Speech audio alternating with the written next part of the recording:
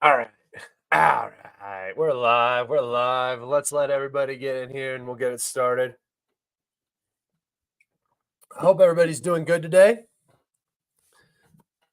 Cut that out. Stop that. Sorry, dog. Hope everybody's doing good today. Just wait for the normies to get in here and fill up the chat, and then we'll get it started. Yeah, let's fucking go. This is the vibe I want. There we go. There we go. Let's fucking go. Don't be sussy. Don't be sussy. All right. I hope everybody's doing good today. We got a lot to talk about. There is a ton going on. I think I'm going to start doing most of my live streams around this time. I like this time to do it. It's when most of the news wraps up for the day. There's a little bit more for tomorrow, so it adds on to tomorrow's stream a little bit better instead of doing a super late stream. So plan on this time most days. I'm going to be releasing a schedule here. I'm going to do a couple of later ones, so some of the other people who don't get to see this stream can make it in for the other one, but this should be the normal time from now on. All right. I did my due diligence today, so we'll go ahead and get this thing started off. Welcome. This is episode number 49 of Calibrated Live with Scott. I am Scott, of course. If you guys would like to support me, the easiest way you can do that is just go click that like and subscribe button. If you want to share this video, that is awful helpful. Anything you can do for free, that's what I want you guys to do first and foremost. That's the best way you can support me. If you guys wish to further support me, if I bring you some sort of entertainment or joy in life for some odd reason, I wouldn't know why, you are more than welcome to do that. The easiest way to do that is through super thanks, super chats, and super stickers. If you ask questions, they will show up on the live stream and I will answer them. So that is an easy way to support me. Also, if you go into the description of this video on YouTube, you can find my Twitter, my Telegram, and my Patreon. Go follow me there for constant updates. Especially my Twitter is very, very, very active. My Telegram is also active, but I just talk shit and stuff on Twitter, so you can see more of my comments there. Without further ado, let's get into it. We will start with the good old map here. Hope everybody's doing good today. Oh, we already got a question, so let's see. How do you think NAFO will act when it will be obvious that they lost? They won't. This is something that everybody needs to start to understand. There are a certain group of people on both sides. This is not just a pro-Ukrainian thing. This is an everything thing. Pro-Israel, pro-Russia, every side has this. There are a group of people who will never ever admit that they were wrong. It will never be a topic of discussion. They will blame somebody else. They will continue to hate the group that they despise because they won. They will never admit that they lost. They will never admit that they were wrong. Or if they do admit that they lost, it was because of the Republicans. It was because of something, this, that, or the other. These people have no ability to self-reflect. It's why they're in the situation they're in, and it's why they can't see that Ukraine is losing right now. Or if they can see it, they're willfully ignoring it. Thank you for your comment. All right. Into the map we go. All right. You guys know Ukraine, pretty classic. Just so you guys have a clear understanding of kind of what's going on around the map. So particularly Odessa, Nikolaev, Kryvyi Rog, Zaporozhye, and Dnipropetrovsk, sometimes Poltava as well, have been the subject of continuous Russian missile strikes. So you can kind of see the logistics connection here in this area. This is the logistics line that runs through Romania. You know, the stuff comes in, goes to Odessa, comes up through Nikolaev, Kryvyi Rog, into the Dnipropetrovsk, Zaporozhye, Poltava, and then over into the east where the front line is. So this is where a lot of Ukrainian logistics is being intercepted. And we saw another strike on what looked like a staging ground somewhere in this area. Very green. I think it was over here maybe. And the Russians used a missile that had a cluster munition warhead, opened up over the base area. It kind of looked like a small base, and destroyed a number of vehicles and started some pretty significant fires. And there was a lot of infantry moving around and stuff. So, the damage is not complete in total. You can go see that video on my Twitter or my Telegram. But it's important because it's significant because the whole thing is being filmed in 4K basically by a Russian drone that's just hovering probably somewhere in this area, just watching, which means that Ukrainian frontline air defense along this entire front, I mean, at this point, it's almost non existent. And another very, very interesting aspect of the aid that is being delivered is that it doesn't contain any Pac 2 interceptors or Pac 3 interceptors. It doesn't contain any missiles for like the S-300. So the only thing they're really getting is the what we call the Frankenstein Buk, which is Western missiles that are just put on the top of a Buk missile launcher. And that's the best that they're getting in terms of air defense from this new aid package. So I mean, that's not going to benefit Ukraine very significantly in terms of stopping things like cruise missiles, um, ballistic missiles, and aircraft operating at glide bomb distances behind the front line. These Buk launchers are not overly mobile. They're kind of slow, bulky, easy to spot, and Russian ISR is dense. So I don't expect Ukrainian air defense to improve at all with this new aid bill. So continue to watch Ukrainian logistics like we just saw in Dnipro. The train station's been hit. The power is out in a lot of these places, or they're on emergency temporary power. They're struggling to reroute power to these places to keep everything moving clean and easy. So the Russians are definitely working hard to intercept a lot of that, and that recent strike is just another example of how Russia is destroying Ukrainian logistics and Ukrainian equipment and manpower before it's even making it to the front. Another thing that is not happening behind the lines for the Russians. There's no strikes going on back here that's overly degrading the Russian military capability, right? There's no logistics strikes going on. Every now and then we'll see a headquarters get hit by a HIMARS, a Russian headquarters get hit. I don't know if it is.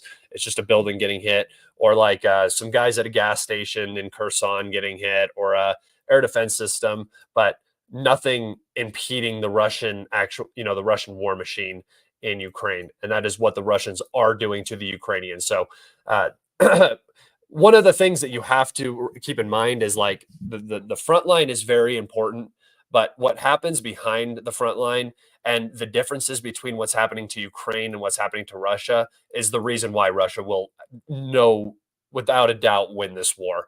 The ATACMS that Ukraine was given, that's not enough missiles. How many thousands of missiles has Russia fired at Ukraine, and it still has not won them the war, right? You can't just win the war off of missile strikes, especially when the country is either supported by a large military alliance or they have their own large military industrial complex to keep the war running. 100 ATACMS is not going to change anything. Just like 100 Storm Shadow missiles didn't change anything. That's what, maybe 5 large 20-shot saturation attacks. That means that you're maybe hitting 3 or 4 airfields, right? Maybe hitting a air defense battery or something like that. All of that can be replaced. All of that is highly replaceable. It's already being replaced as we speak, even though it hasn't been lost yet. So, the Ukrainians aren't doing anything to disrupt the Russian war machine, whereas the Russian war machine is completely disrupting Ukraine's ability to fight. And we're going to look at that now on the map because there have been some extremely prolific Russian advances in the east. We will start with Orchitny. Remember, we saw the Russians advance, and this has just basically exploded and flowered, and it's just going to continue to get worse and worse from here. I talked about this for a very, very long time with you guys, so you know what I'm talking about. This line right here around Avdiivka was the strong one. This was the line that was not supposed to break. The Ukrainians were more concerned about Stepove and Krasnohorivka up here than this line right here, because this line just was not supposed to break. The Russians did that, what I would consider rather like in terms of like on a tactical level on the battlefield, a genius move. They welded through that pipe, cleared the pipe over like a year, and got in behind the Avdiivka defenses. Popped out with a small group of men, flanked the fortifications, disrupted the whole thing. The Russians made a big advance. Avdiivka collapsed. The first line was the Berdichi, Semkivka, or Livka, or I guess you would call this the second line, but the first line behind Avdiivka was right here. And when the Ukrainians got routed out, they almost lost this entire line of defense on the first day. And then subsequently, the reason why they brought in the 47th to die in Berdichi, basically, and try to hold this line for as long as possible, was because the next line, or Chitny down along these reservoirs right here, and these settlements, is just not developed. It's not strong. It doesn't have a strong high ground. It doesn't have a strong logistics position behind it. The nearest town is from like these small towns is 12 miles, whereas the Russians now have Orchitny here. They have Avdiivka here, 5 miles. They have Orlivka. I mean, these aren't really like, they're all leveled, but the Russians can still hide equipment and move up through these places and get to this front line. Whereas the Ukrainians don't have a lot of roads back here. They just lost their high ground up around Orchitny, and now they have their nearest staging position is, 10 miles. So 15, 16 kilometers back out here, 17 kilometers. So it's not a good position to be in. It's why they fought so hard for this line. And it's why I knew that after that line of defense, things were going to start crumbling. The Ukrainians overinvested here because they didn't have anything worth defending back here. And now we're seeing that. Just in terms of what has actually happened, the Russians have expanded out from Novobakhmutivka. The Ukrainians did retreat from Solovole towards Soliki back, or Sokil back here, and Novoproprovsk down to the south. So they fled from these two villages. Again, the Russians have this high ground right here, so there's really no way that they're going to be able to hold this settlement, this settlement, this settlement. They're not going to be able to hold Novokalinove, Kermak, or Arkhangelsk up here. So the Russians have also advanced into and towards Arkhangelsk. And if this town falls, this boiler right here will be complete, and the Russians will capture this, and then the whole northern breakthrough flank is going to be very, very solid on this high ground, and it's going to be able to branch out in all directions. And you're already looking at Donetsk and Konstantinivka being flanked down here. So everything's connected. And the Russians are moving with purpose towards Pokrovsk and the backside of this conglomerate. All right. The next Russian advance we have, I think it's actually the final Russian advance, but very significant, and we're going to talk about it for a while, is this advance around Krasnohorivka. The more significant advance, everybody looks at this one because it's in the town. Yes, it's very important. They're probably equally important, but I particularly think that this advance is much more important. If you guys remember, this is the line of demarcation that has been here since 2016, probably, right here. So these are ancient fortifications. This was a no man's land. It's been a no man's land. You can see the trenches here. This place it's like Avdiivka. They have underground fortifications. They have just massive trench lines built up. The whole place is very well established. You can see and these are old maps too. So this doesn't even show all the fortifications that were built over like, the last 2 years and stuff like that. So the Russians outflanked these fortifications, these 10-year fortifications, and advanced up, meeting along this road that runs into town.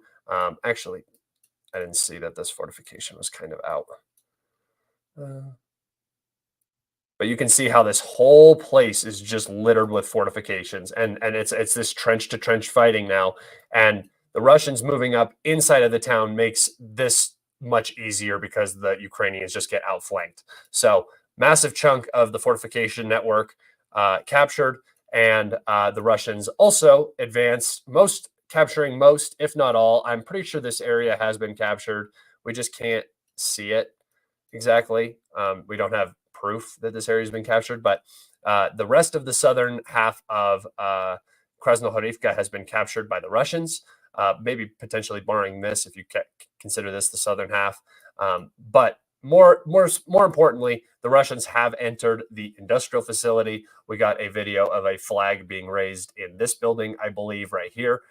So big deal. The Russians are in the industrial plant, which is the dead center of the town. In my Twitter post for my subscribers, I had said that if Krasnohorivka, if this industrial area in Krasnohorivka falls, the rest of the town is almost not worth defending. This micro district of apartments gets outflanked. This area is kind of, I mean, it's going to be hard to hold with Russian glide bombs and everything. I'm sure it's already basically leveled. And the Russians should just be able to advance with the protection of this large industrial facility into the rest of Krasnohorivka. And, once they capture Krasnohorivka, this whole area is just going to open wide open, and the Ukrainians are going to have to defend multiple settlements out here and deal with another massive hotspot just south of this other massive hotspot. There's going to be so much attention focused in this area for the Ukrainians because of all the breakthroughs that multiple other areas of the map are going to be open for possible Russian advance. So far, guys, I don't want to get everybody I don't know. Some people have their hopes up for a Russian offensive in the north. I've talked about it. I think it would be potentially a very good idea for the Russians to do this. However, we get these rumors that there's this north grouping, N grouping, but we haven't got any satellite photos. I haven't seen any vehicles with marks on them. There hasn't been any, unless there's fantastic offset going on up in southern Russia right here on the Ukrainian border. I don't see the evidence for a Russian advance into the region.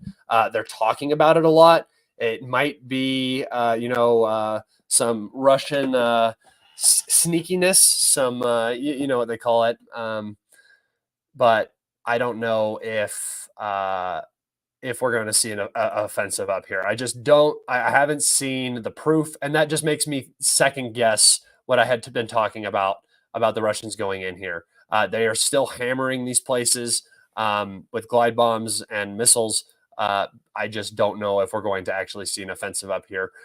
It could just be a way to get the Ukrainians to divert resources away from the east when they're already starving, because they feel like they need to protect this border, and then the Russians will just make substantial gains in the east with that weakened Ukrainian presence. I'm not sure. We'll see over the coming days. But yeah, I'll get to some questions now because I see some people ask them. Does Russia have a way to counter UA's FPV product? Yeah, I mean, electronic warfare. We're already seeing that the barn tanks. You can make a joke out of them, but they do exactly what they need to do. The Russians aren't particularly dealing with a lot of dense artillery fire right now. What they are dealing with is FPVs. So they had to find a way to solve the FPVs. The easiest way to do that is create a spatial barrier between you and the initial explosion of the RPG warhead that's on a FPV. If you detonate that warhead early, the armor of the tank is much more sturdy against that penetrator, because the penetrator has already been used on the outside of the the shed thing. So these turtle tanks with electronic warfare on top seem to be a temporary, at least, solution to the Ukrainian FPV issue. If you're meaning on a smaller individual infantry scale, there has not been a significant breakthrough in defense of infantry from FPVs, other than stationary electronic warfare. But I do expect soon a smaller, very compact electronic warfare device will be available for a squad level unit.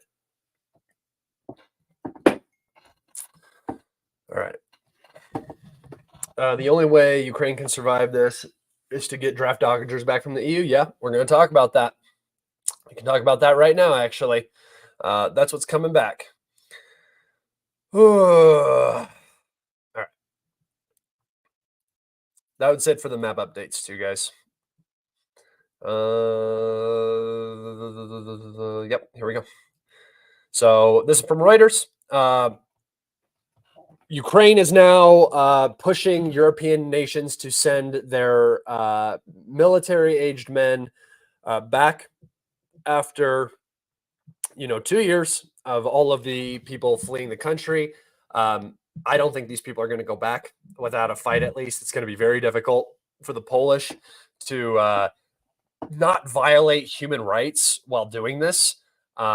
Unless they're just planning on like mass deportation. I don't really see how this is going to play out, and I don't see how this is ever going to like look okay, because for Poland, this will just be sending men back to their deaths. I know Poland probably doesn't want these Ukrainian refugees, but it's going to be a bad look. So I'll just read a little bit of this article. Poland ready to help Ukraine get its military-aged men back, minister says. Warsaw, Poland, April 24th. Poland is ready to help Ukraine in getting military-aged citizens to return and help their home country in fighting in a war against Russia. Defense minister, not even going to try it, said on Wednesday. The Ukrainian government announced rules on Wednesday under which passports for military-aged men can only be issued inside the country instead of at foreign diplomatic missions. So Ukrainian citizens can no longer go to their embassies, their consulates, stuff like that, without fear of, two things they're afraid of if they go to their embassy. Number one, that they're going to be sent back or their passport's going to get destroyed. They're going to have to give up their citizenship basically if they don't want to have to go back to Ukraine. And number two, they're going to be worried that the Israelis could strike their embassy at any minute. That's just a joke, but all right. So Ukraine, desperate for men. What did I say? The one thing that the Ukraine military aid bill will never be able to do for Ukraine is create manpower. And what is the biggest issue Ukraine is facing right now? Manpower.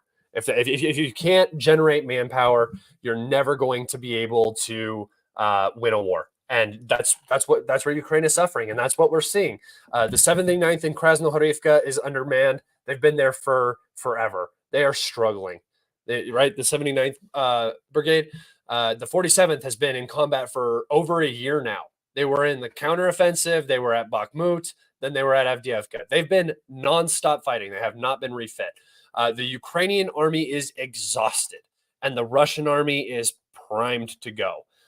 Things are just going to accelerate faster than you guys can imagine. We've been at such a stable place in this war for such a long time, and that is probably about to end. So get ready, guys. It's going to be a very busy summer.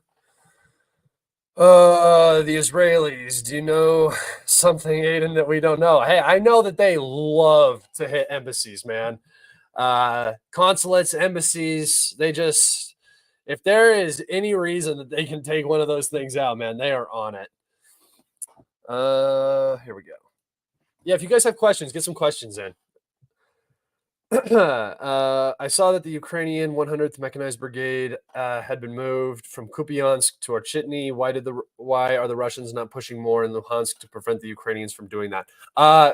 So when you're looking at a map, if you see a unit, it's not necessarily a whole brigade. It's not like the Ukrainians can just pluck whole brigades out of places.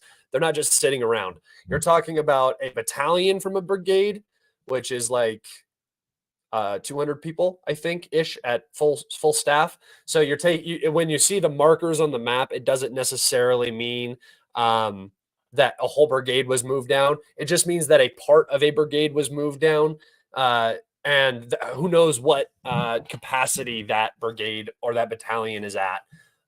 If that battalion has been in fighting up in Kupiansk and they're just a little bit better, and they are the only available reserves on the whole front, and they get moved from Kupiansk down, then expect some progress around Kupiansk, right? Because obviously the Ukrainians are having manpower issues. does this necessarily like? But when it comes to actually seeing where brigades are being moved from, you have to be very careful because you don't know if that brigade is engaged, if it is a full brigade, if it is a tired brigade, an exhausted brigade, if it is a a brigade that is just sitting and waiting in reserve. It's hard to tell the strength. So I'd have to look into it. You think the front line is going to collapse? I don't know if it's going to necessarily collapse. I think the Ukrainians are struggling very, very, very hard right now to stabilize the situation. I think they're running out of options and they don't know how to solve it. The biggest problem is right now is that the Ukrainians aren't committing themselves in any one direction. They seem very at odds with what they want to do, and they're trying to do 30 different things at once instead of prioritizing and making smart military moves on the battlefield. It's too much. There have been too many purges. Anybody worth anything was got. They had to get rid of them because their ideas were too dangerous. And they went against the narrative. So now you have a bunch of yes men who don't know how to do anything other than saying yes. And the only real leadership you have is Zelensky and perhaps some U.S. influence and some intelligence agency influence from both, the West and Ukraine. That's it.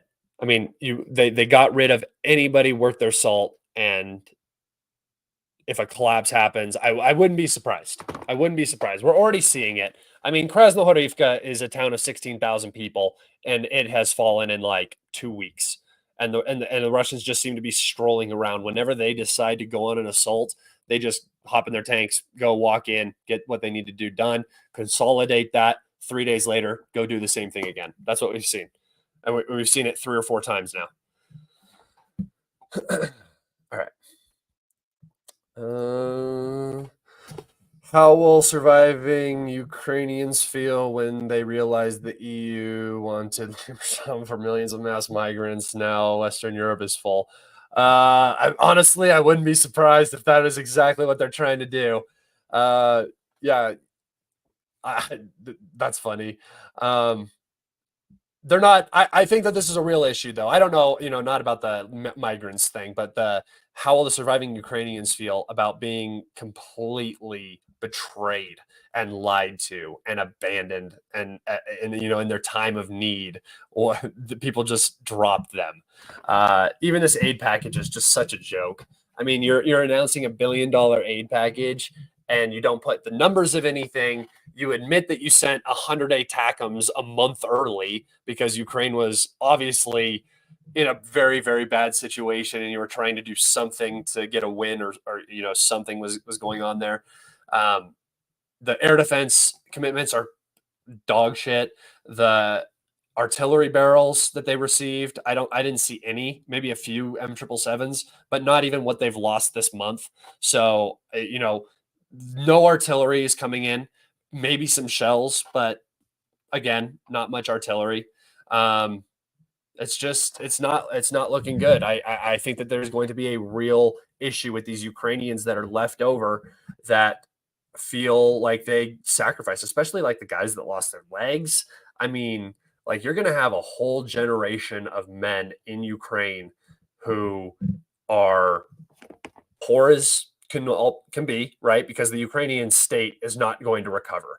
Their economy is not going to recover. So you're going to have people with much lower quality of lives than they did before the war, very, very upset about the leadership that forced them into the war and the side that lied to them and said that they should do it, and they told them not to negotiate and continue fighting. I mean, the U.S. has really created an issue for themselves that, it's going to be difficult for them to get out of. UA should stop the attack on Crimea and save it for actually good military targets that will affect Russia, like the Kherson Bridge, for example. I mean, yeah, again, like I said, they're not receiving enough weapons to actually hit any good military targets to make any significant difference. The best thing that they could do right now, if you're talking about Ukraine potentially winning the war, right? I mean, they'll be destroyed in the process, but if the best thing that they can do is go completely escalatory. And that's what I'm very, very afraid is going to happen. We are going to see these improved ranged ATACMs used on uh, Russian territory proper, and it's going to just wildly escalate the conflict. And it's going to be a significant strike on something significantly important, and it's going to change the Russian approach to Ukraine yet again, in a very, very bad way for Ukraine. When New York falls, the memes are going to be great. New York, New York. Yeah, it's going to be funny. It's hilarious that there's a town there named New York. Uh, Thoughts on Challenger 3 not having FPV protection? I mean, what, the West not learning from the mistakes of their proxies? How could they possibly ever be so naive? Um, I don't know. The first off, what are they going to make? 30 of them? They're going to make 30 Challenger 3s by 2055, and they're going to be rotting in a warehouse and never going to be used for anything. And then they're going to be sent to the next proxy and be destroyed and never actually be used by the proxy either, because they're complete pieces of dog shit. That's literally what the Challenger 2 is, guys. The Challenger 2 was so poor, and maintenance was so difficult, and it was so freaking heavy. The Ukrainians used it one time, it got blown up. The Brits probably got scared, and then they haven't been seen since.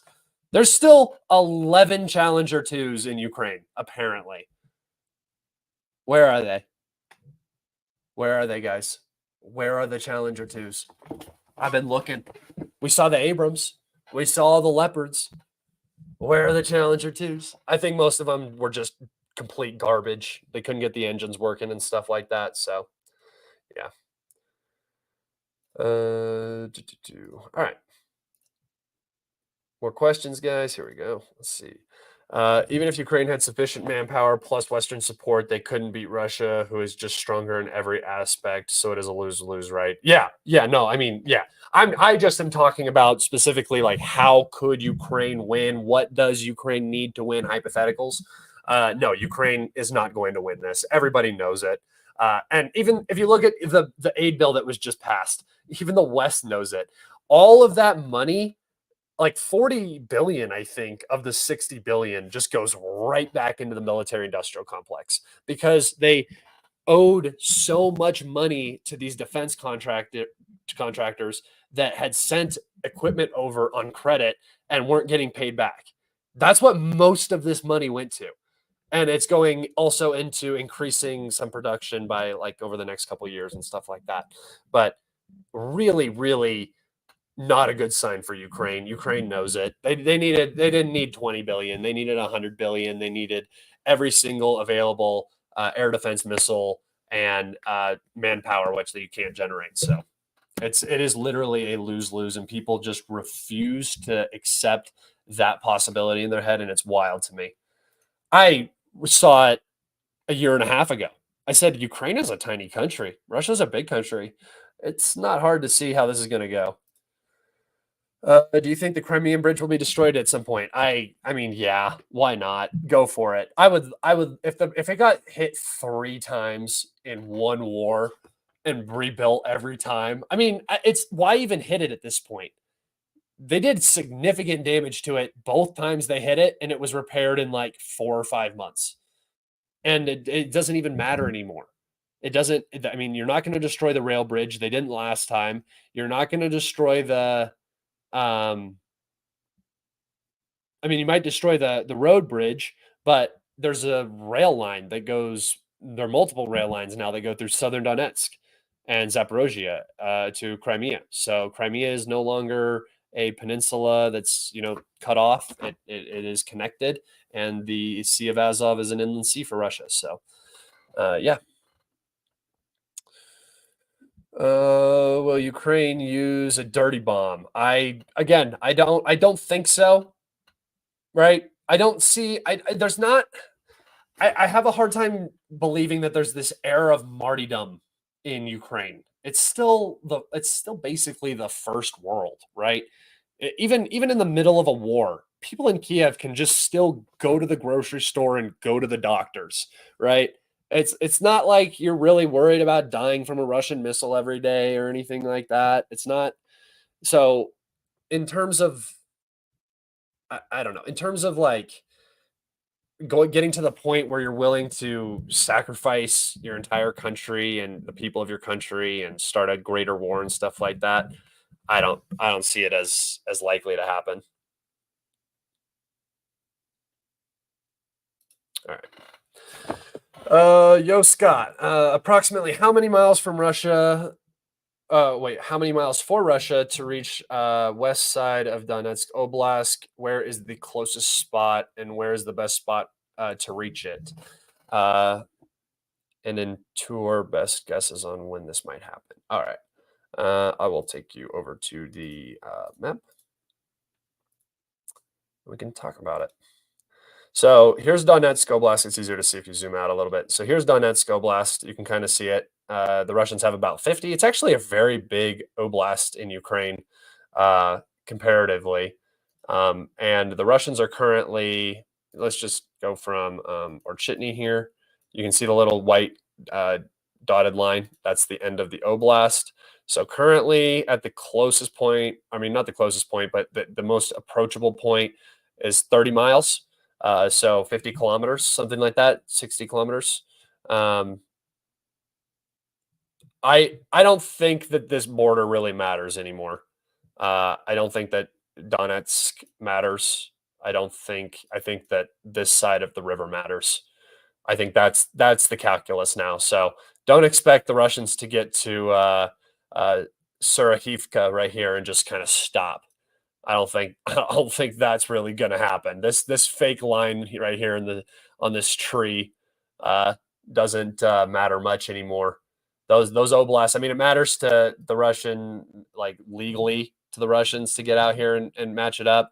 But like if the Russians get everything on this side of the Dnieper, and then they don't get Kherson City and this little portion of Kherson and maybe this little portion of Zaporozhye or something, I don't think they're going to care.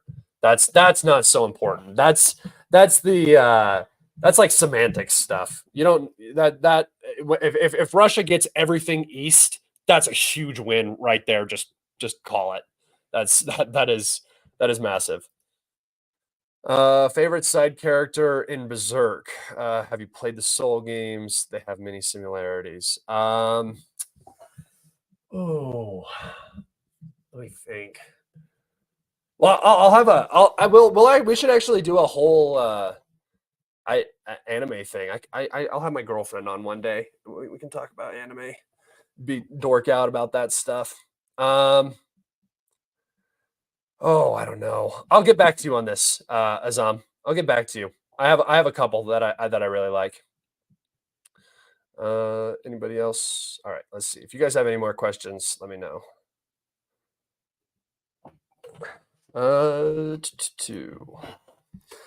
you think Russia should open a new front in Kharkov at this stage of the war? Is it a good idea? I honestly believe that if they open a front, it should just be a very minor encroachments.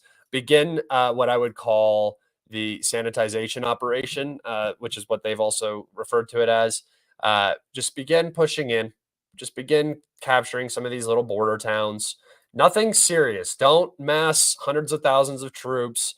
Don't do that kind of stuff. Just go in, do little DRG operations, see where the line is weak, figure things out, start causing a lot of issues. Just make this entire line very hot. Make the Ukrainians lose little settlements like Abodi right here. Like lose this little Abodi and Budki. And it's funny to go through and look at all these tiny little towns. But start putting pressure in this area and force the Ukrainians to either sacrifice territory in this region, which is going to be a horrible look. That'll look like losing, or force rotation up and make this line even thinner. I think that's what the Russians are kind of already doing, and we just don't see it as much because it's a lot of special forces and stuff. But I think it's going to get worse and more aggressive. Budki. Everything comes by train now. Russia actively destroying them. Yeah, Russia has been significantly increased their targeting of rail transport. Trains are now getting hit, and that just comes with better ISR. Time on target is now minutes instead of like a half hour like it used to be. So a lot more equipment's being destroyed in a much more timely fashion at opportune positions. How big is the number of Ukrainian units reserves behind the line? No idea. Nobody has any idea. Anybody who gives you a number on this is lying. They don't know. The Ukrainians keep this completely secret. We don't have any idea about Ukrainian casualties outside of propaganda numbers from the Russians or the Ukrainians or whatever. So we don't have a strong number. There is no Mediazona project for Ukraine, which is fortunate for them because that would be pretty bad. But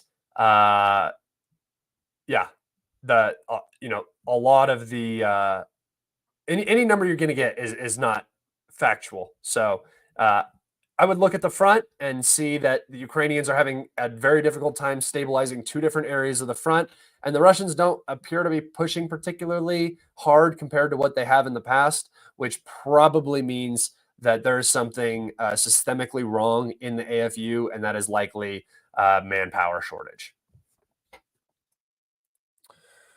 All right. ISR is intelligence, surveillance, and reconnaissance. That's what you do with drones. It's a good example of ISR is you send up a drone. The drone flies 100 kilometers to, let's just say, from southern Zaporozhye here up into Dnipropetrovsk, and hits a target here. The information is relayed to the missile command. Missile command gives the command to the missile team, whatever, if it's an aircraft or a ground launcher, the missile is launched, hits its target, the drone returns and lands. That's like ISR. ISR is multiple different things, but that's usually the way that they describe it. All right. Question: will the West enter another depression? I don't know. I mean, we're borrowing so much money. We just deficit spend. It's all we do. We're not really improving our situation at all. We're just digging the hole deeper and deeper. So we'll see. We'll see over the next couple of years if things start to get bad. I think that, let me just go read because I know I had a bookmark here. So yeah, the U.S. economy slowed significantly in the first quarter. Yeah, it's not good. We're well below expectations for where we were supposed to be at this point in time. Bidenomics is not working out particularly well for us, so times are tough. Will you do another vid with history legends? You know what? Go ask history legends, guys. If you honestly, if you guys want to do videos, if you want me to do videos with people, go hit them up. I don't like to ask people to come on. I feel like I'm regularly bugging people.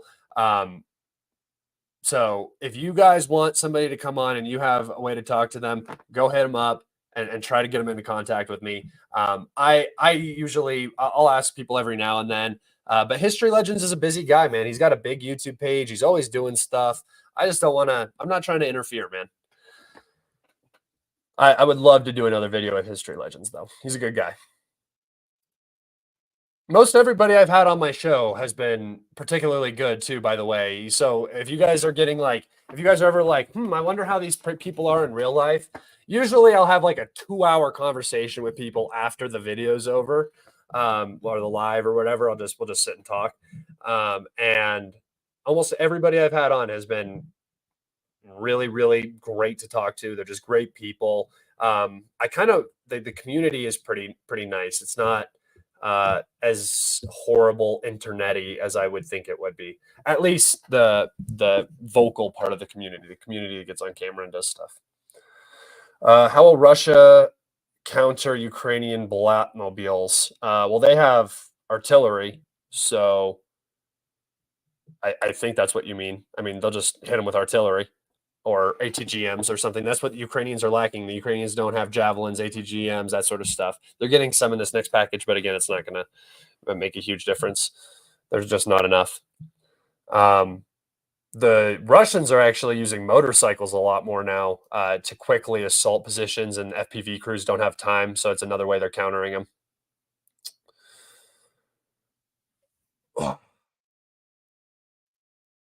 Aiden's way too humble. No, I'm not. I am a sociopathic grifter who thinks so highly of himself that he gets on here and talks for 45 minutes to people who are probably I don't want to say you guys are NPCs because I want to believe that you're real, but you're behind. All I can see is just the names going up on the chat, and it would just be so funny if I was just here talking to myself. That'd be fantastic. Or if I was just actually crazy and I'm just sitting on a street corner and I'm have a broken computer screen in front of me and I'm just rambling. It'd be fantastic. That's the life I wish I had. When is the bro stream gonna happen? Who's in the bro stream? Is that Alex and Alex was the bro stream and Zag and Clown. We need to do another one. Yeah, we'll probably do one of those this week. I miss Clown and Zag. I haven't had them on for a while. I get busy, guys. I get busy and I get like I put my head down. Like I've been doing my weightlifting stuff a lot more, my gym stuff, my bodybuilding stuff, and I've just been like hyper focused. I get like tunnel vision on stuff. Ugh. Bro, I actually did smoke a lot this morning. I wake up at like 3:30 regularly, or like 2:30, and I'll get on and I'll do some news, and then I'll be awake and it's like 4:30 in the morning, and I kind of want to go back to sleep. And so I didn't do any indica lines, but I did smoke this morning, so I did do a little wakey bakey. Thank you for suggesting the Fallout TV series. Really good. I mean, it's very popular, so I'm glad I could bring it to your attention. I did not originate that, but go play the video games too. It's really good. I thought that Fallout TV show was going to be trash, man. I thought it was going to be trash, but they did so good. Could have been done better, but I think it perfectly encapsulates the cheesiness of the game with like the gory aspects that are really necessary. Welcome to Calibrated TV Reviews. Season 2 already announced. Of course. You see how much money they made? You see how much attention Amazon got? Of course, dude. Legion. Oh, Legion. Legion over at NCR all day. We are the Legion. Come on, dude. There is no in between either. I set off Helios. That's the first thing I do is I go up into Helios and I set that bitch off. Archimedes 2, baby. Let's go.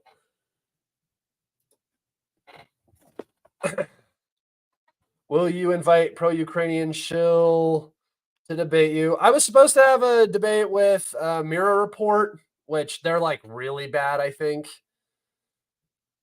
So I might do that. I've been trying to talk myself into it, but I feel like it's just going to be painful to kind of sit there through that. It's gonna be a rough one. Hello to you in Romania. If you guys have any more questions, get them in quick. I'll wrap it up here. I'm just rambling at this point, talking about Fallout and shit. Semi-applicable to life, but not quite. Would you ever have an open mic like DPA does? Y'all are fucking weird, all right? No, I might definitely do that. Yeah, this kind of stuff right here, guys. I don't buy into this sort of stuff. Lukashenko saying that Lithuania sent drones into Belarus. I think that you guys got to be very careful with like the propaganda side of things, and I think that that's a propaganda thing. Oh, I look like Johnny Sins. Ugh. That guy has always given me like the heebie-jeebies. I don't know. Something about his face. If I look like that, I'm sorry. Are you a survivalist? In Fallout? Or in real life? Because yes. Hey, your mods muted me. They are tyrants. Love you. Yeah, guys. So when it comes to my mods in my chat, I barely look at chat. Chat is like I love it that you guys that if you're in there, I thank you so much. I love it. I love going in there and talking with you guys sometimes. I don't have time for chat. I don't have time for that stuff. I have mods that do it. They have their own little culture that's like it's like not it's almost not my page. But yes, if you got muted, just send me a DM and I'll unmute you. Sometimes also the bot mutes people. I've seen a lot of that, so that can just happen. I think there's specific words if you use to. Sorry, we live in a censorship regime in my chat. When do you think the White House will ask Congress for another aid package? Probably not for a year, not until after the election. So November, January, maybe after the inauguration. With all your training, UA would draft you in seconds. Yeah, dude. I mean, I'm in shape. I'm an in shape 26-year-old who is technically I'm unemployed, I guess. I mean, I have my own business, but not like, I'm not like a, what do they call? Necessary worker or whatever, like a, important worker, whatever they had during COVID. I'm not one of those. So yeah, I would definitely, I would be hiding in a attic somewhere like Anne Frank, hoping the Gestapo didn't send me to the front line. Yeah, there we go. This is where it's at. I'm a Wish version of Johnny Sins. There we go. Thank you guys. Follow games are free with Amazon Prime. Cool. Yikes. All right, guys, that's what I'm going to call it. Thank you so much. If you guys wouldn't mind liking, subscribing, if you already haven't, please go and share this video. If you have any group chats with people where you want to talk about this, if you're in any chats that you would think would like to see my video, go share it with them. That is a great way to support me. Again, links in my bio for my Telegram and Twitter and my Patreon. Guys, have a great day. I will see you tomorrow, likely at 12 o'clock. There will be a schedule posted on my Twitter and Telegram tomorrow with the weekly schedule for podcasts. So go check that out as well. Got to get on a schedule. I had somebody in my chat yell at me about it. So whatever. I'll be an adult. I love you guys. Take care. Be safe. Goodbye.